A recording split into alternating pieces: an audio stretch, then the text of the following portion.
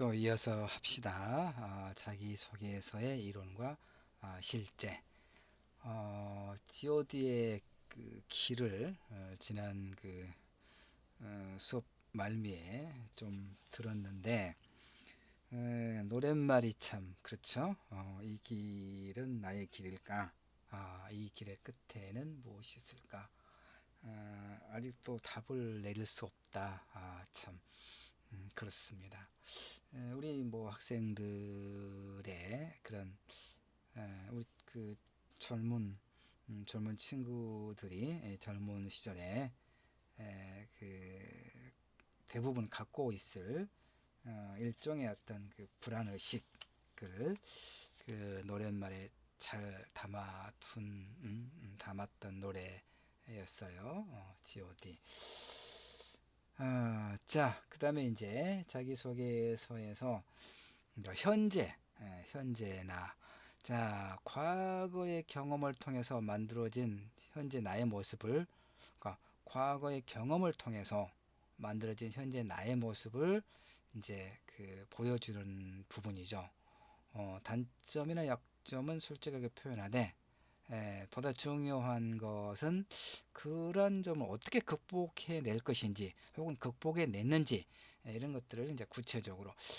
구체적이란 말이 참 그러니까 이제 여러분에게 자기소개 글 내지는 그 자성찰 에세이 글을 과제로 이렇게 제출해 보라고 하면 사실 좀 싫을 거예요. 나 같아도 그러니까 나를 이렇게 내가 누굽니다, 어떤 사람입니다라고 이렇게 과제로 써서 내는 게 마땅치가 않지요. 그런데 이제 우리가 공부기 때문에 대학이라고 하는 제도 내에서 이제 글쓰기, 특히 실용적 글쓰기를 배우면서 이 이론을 잘 적용을 해서 연습을 해볼 수 있는 기회를 이제 또 마련하는 거죠. 그런데 이제 어쨌든 우리 학생들의 입장에서는 뭐 그렇게 흔쾌히 쓰거나 글을 많은 것은 아니어서 구체적으로 뭘 쓰기보다는 좀 추상적으로 쓰는 경우가 있어요. 뭐 내가 그 마음은 알죠. 그런데 기본적으로 모든 글은 구체적인 글이 굉장히 좋아요. 추상적이면 그 좋은 글이다라고 말하기가 어려워지는 거거든요. 실제로 이제 이 자기소개서를 우리가 어딘가에 내야 할 때 대부분 그 서류를 우리가 어딘가에 낸다면 내가 그곳에서 어쨌든 받아들여지고, 그래서 내가 무언가를 이제 이루거나 얻거나 하는 그런 어떤 바람을 가지고 이력서와 자기소개서를 써서 보내고 들고 가고 또 그러는 거잖아요. 그러니까 이왕이면 잘 써서. 근데 이제 이런 것은 있을 수 있어요. 뭐 다른 나라는 또 내가 잘 모르니까, 나는 한국에서만 살았기 때문에, 우리나라에서만 살았기 때문에 우리나라 사정만 뭐 좀 많이 안다고 할 수 있겠죠. 그래서 우리나라 이야기만 할게요. 내가 지금 이 수업 자료를 만들고 있는 시점에는 어떤 이제 우리 사회에 어떤 또 그 이슈가 있냐면, 한국토지주택공사 LH라고 하나요? 그 직원들이 뭐 신도시가 지정되는 그 정보를 미리 알고, 소위 내부자 정보지요. 자기들이 알겠죠. 그걸 가지고 이용해서 이제 미리 여기저기 뭐 땅 투기를 했다, 이런 거죠. 그것이 가지고 있는 문제는 공정성의 훼손이죠. 집 하나 장만하기가 특히 이제 수도권의 경우에 집값이 너무 비싸서 그냥 보통 평범한 사람들이 그 직장 생활을 통해서 열심히 살아도 그야말로 평생 동안 자기 집 하나 갖기가 가능하지 않은 게 현실이에요. 그야말로 돈 많은 할아버지 아버지, 부모님이 지원해 주지 않는다면 정말 가능하지 않은 거죠. 이런 상황 속에서 개발 정보를 취득하고 있는 그런 그 업무를 보는 사람들이 그런 정보를 이용을 해서 투기를 하고, 아파트도 그렇고 굉장히 공정성, 그래서 이제 우리는 분노하죠.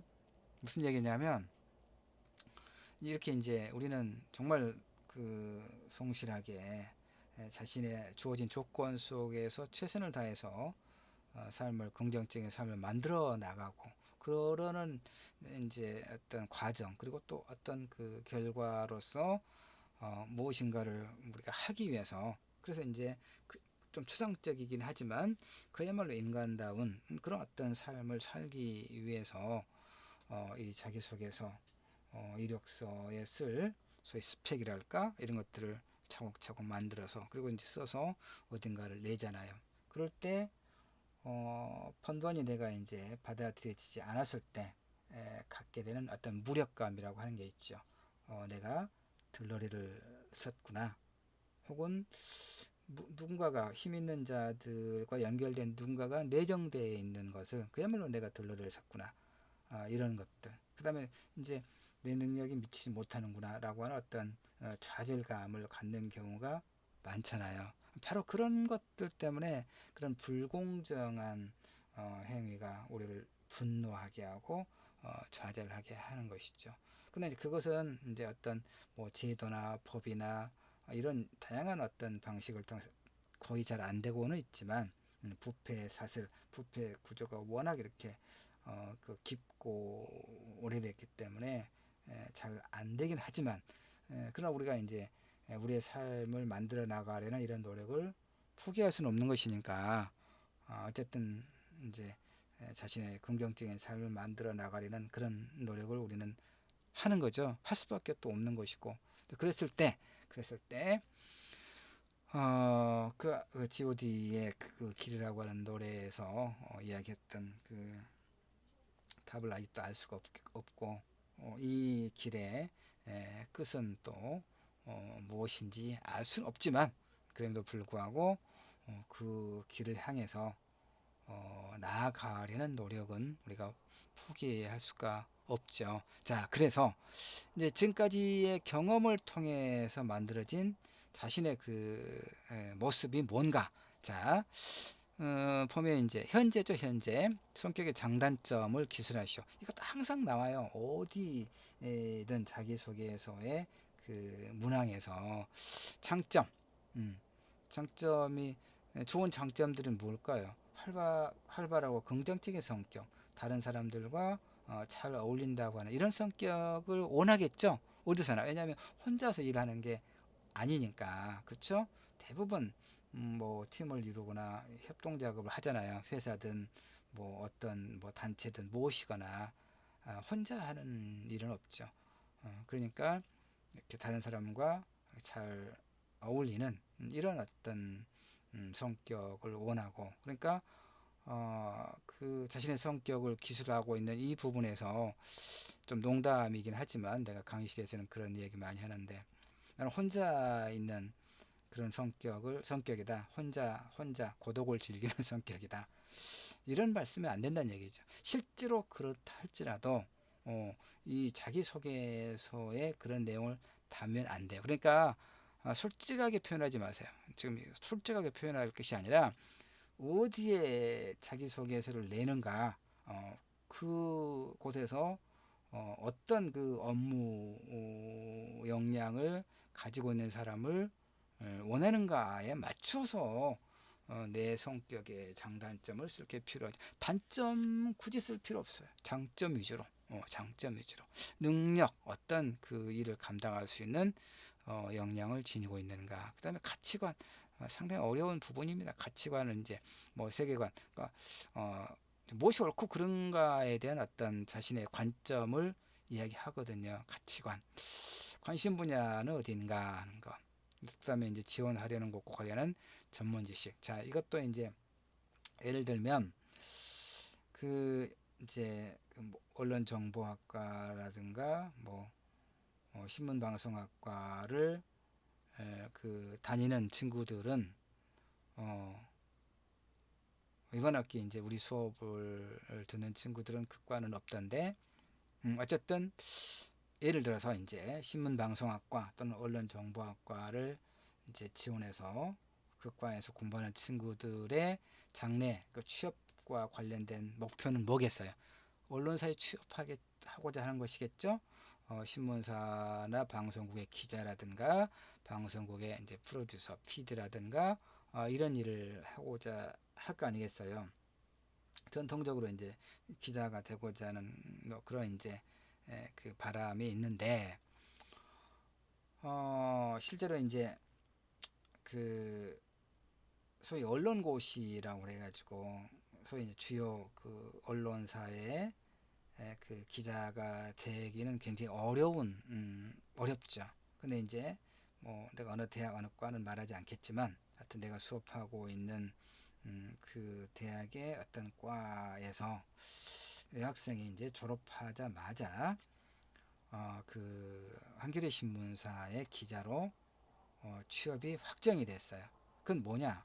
물론 이제 우리나라 한국 사회에서 한겨레 신문은 뭐 상당히 뭐 개혁적인 그런 이미지를 가지고 있는 신문사죠. 대신에 이제 뭐 조중동과 같은 보수 언론에 비하면 뭐 광고라든가 이런 게 좀 뭐 하여튼 그 많지가 않아서 기자들이나 이런 직원들의 월급이 상대적으로 적어요.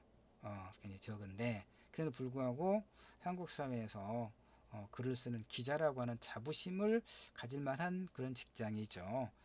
그런데 어쨌든 그 여학생이 졸업하자마자 한겨레 신문사에 취업하게 된 이유가 뭐냐? 그 친구는, 그러니까 이제 우리가 생각해봐요.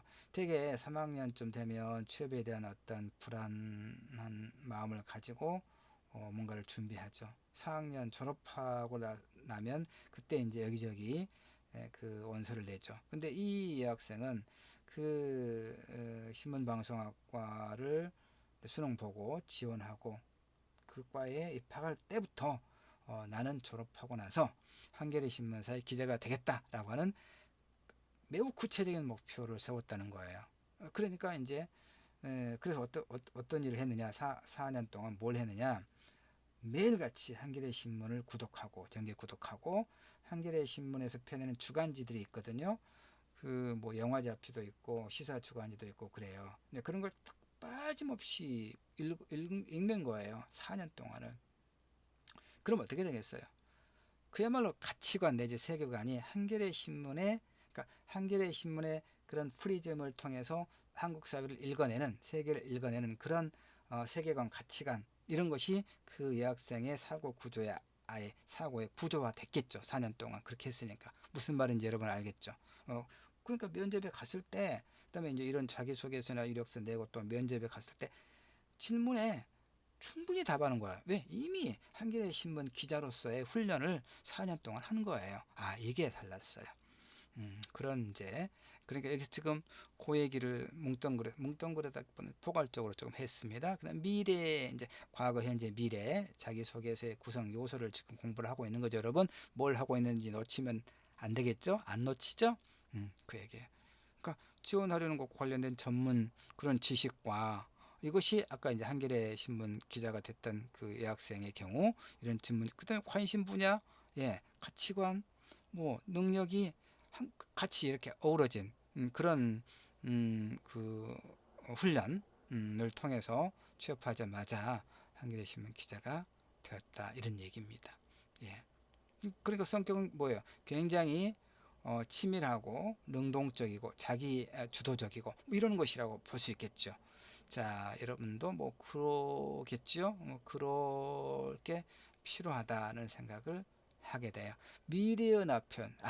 대학 혹은 대학원에서 수업을 마치고 기업이나 이제 관공서에 취업하고자 할 때, 아니라도 지원하고자 하는 것은 내가 무엇을 지원하고자 하는 것에서 내가 무엇을 하고자 하는가. 특히 그 일을 통해서 성취하고자 하는 것이 무엇인가, 이걸 이제 물어요. 또 묻습니다.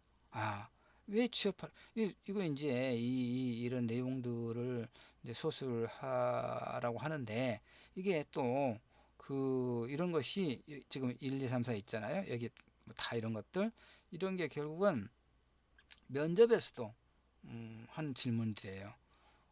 그 LG 우리가 이제 뭐 그 이공계열을 졸업한 친구들은 근데 LG 화학이라든가 뭐 LG나 LG 화학이나 또 비슷한 게 뭐가 있을까요? SK 뭐 이노베이션 있나? 하여튼 비슷한 게 있지 않게 대기업의 그 비슷한 어떤 그 전공 영역에. 그러면 자, 내가 지원자 내가 LG에만 서류를 냈겠어요? SK도 내고 삼성도 내는 거죠. 그러죠? 왜냐하면 어디가 될지 모르고, 그러니까 최소한 두세 군데 이상은 같은 서류를 낼 거 아니에요.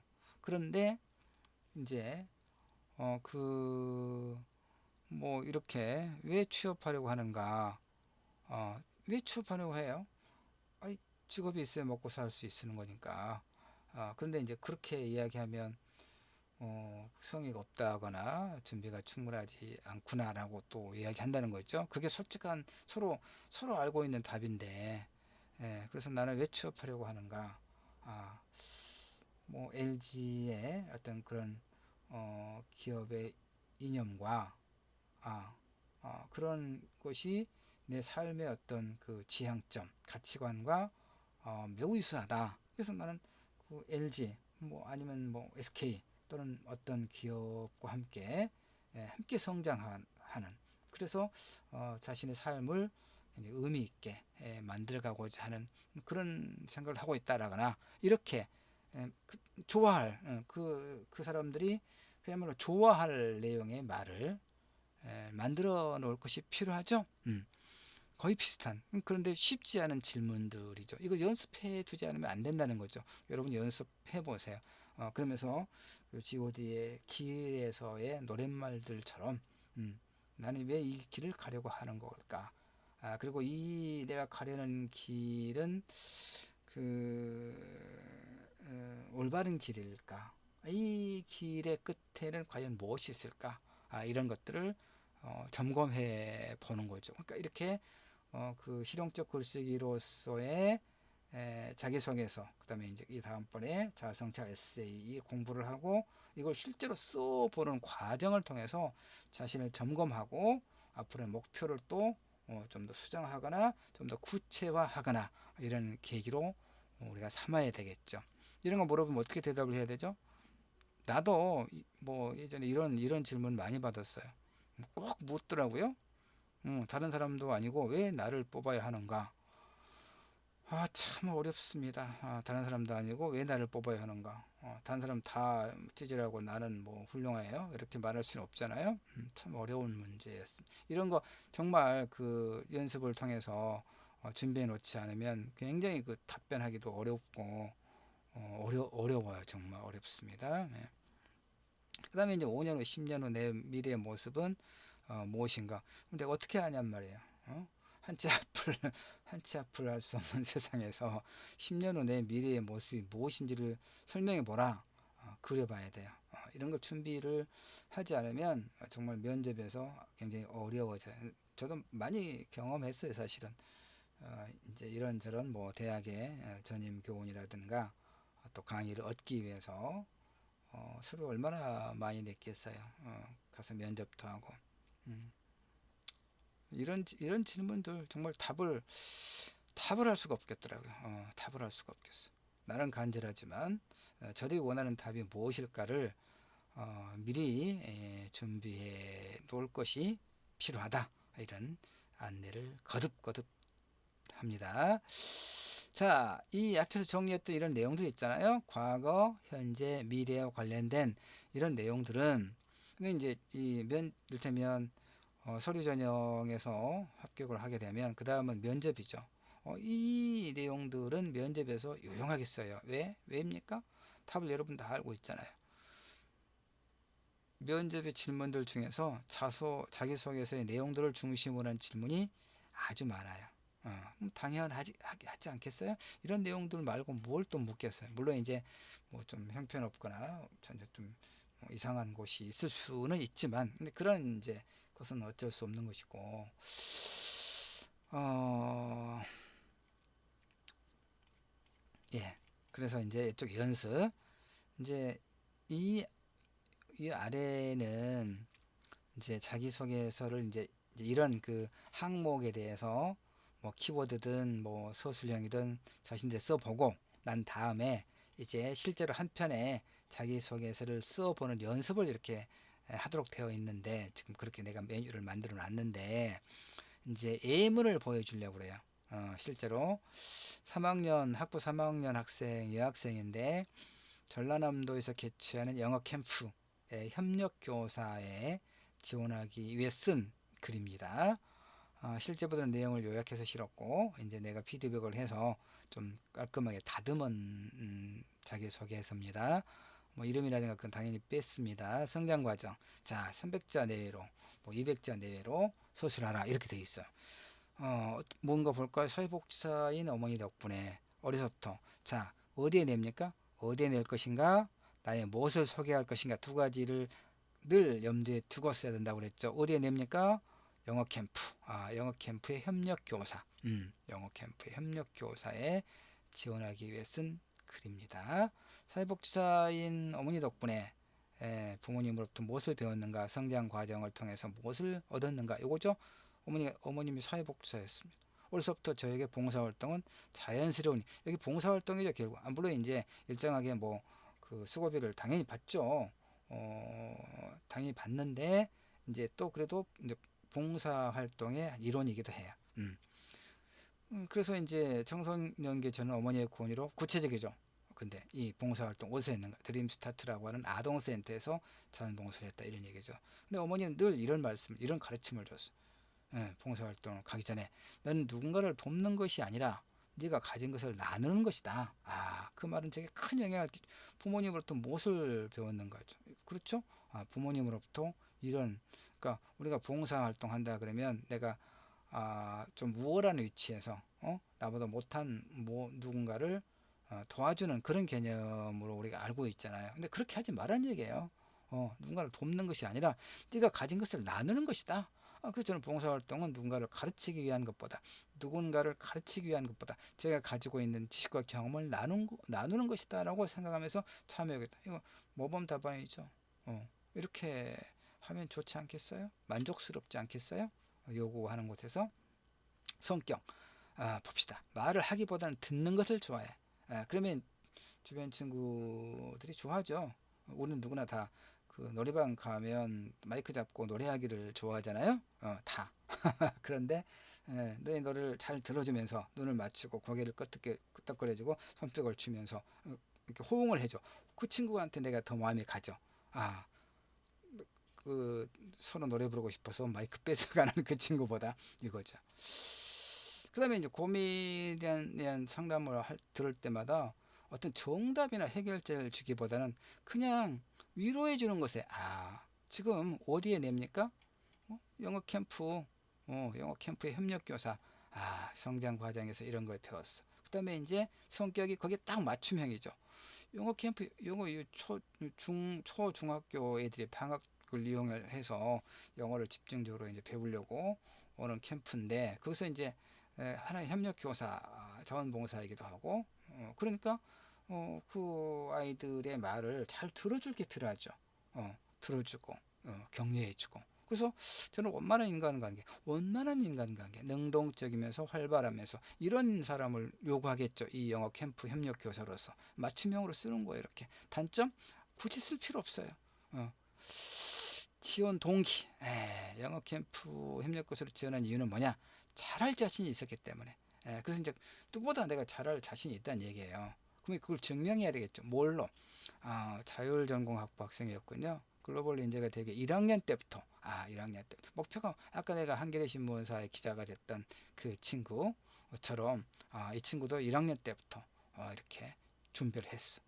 영어는 그러니까 자연스럽고 친숙해졌다. 그래서 흥미를 느꼈다. 그래서 영어를 좀 더 배우고자 영어 말이 꼬인다냐 영어 상환학교라는 프로그램에 참여했고 매일 일생이 아니라 일상이죠. 이런 오타가 나오면 안 된다고 그랬죠. 여러분 이런 오타가 나오면 안 돼요. 큰일 나.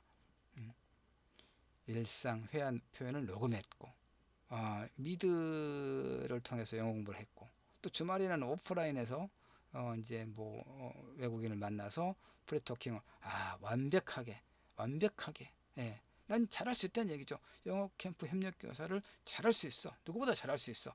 근데 그 근거가 뭐냐? 이렇게 노력을 이렇게 역량을 갖췄다는 얘기죠. 영어에 대한 관심이 높아지고 포부까지 나왔죠. 지원 동기 포부. 꾸준한 봉사활동을 하면서 저는 이제 국제개그에서 활동하고자 하는 꿈이 생겼어. 이 꿈을 이루기 위해서 협력교사로서 이 경험이 많은 도움이 될 것이다. 소위 교학상장이라고 하잖아요. 가르치면서 배운다. 이런 거.